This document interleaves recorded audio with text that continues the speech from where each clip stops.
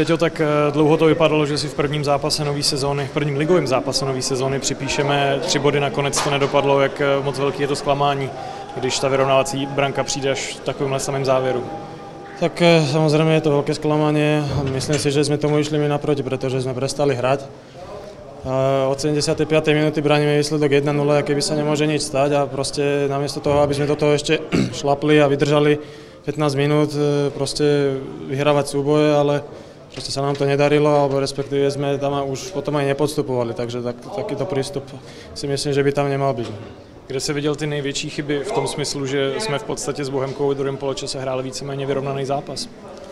Tak oni v podstate nemali čo stratiť, vysunuli to potom už ku koncu hore a v podstate my sme si pomáhali už len dlhými nákopmi, kde sme tie súboje podľa mňa moc nevyhrávali a všetko v podstate sme hasili na vápne, takže tam sa to myslím, že lámalo a možno, že bolo už len otázkou času, kedy Bohemka pohrozí, pretože hovorím, že tam to bolo o tých súbojoch.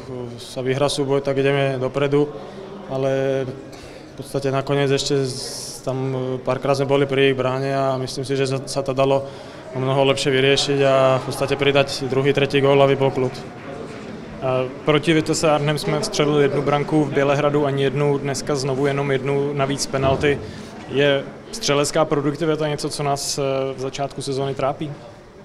Tak ono to je tak, že veľa tých akcií sa nedotiahne do finále, alebo sa tak celkom nepoznáme, kam by tá lopta mala smerovať. Myslím si, že veľa lop tam dával Srdan na zadnú tyč a popri tom všetci boli na prednej tyči, takže tam si myslím, že to chce doladiť a myslím si, že tie góly začneme dávať, len to proste musíme riešiť lepšie.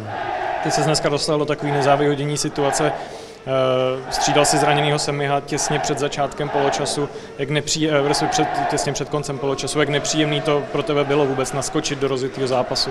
No tak ono v podstate idete nerozcvičený, nohy v podstate stuhle, takže som sa rozhýbal asi tak minútu a išiel som na plac, takže hlavne som si dával pozor, som vedel, že už je koniec poločasu, tak som si dával pozor, aby som sa zbytočne nezranil, pretože predsa len je iné tam ísť rozcvičený ako takto. Takže potom už cez ten poločas som sa dorozcvičil a bolo to celkom v poriadku.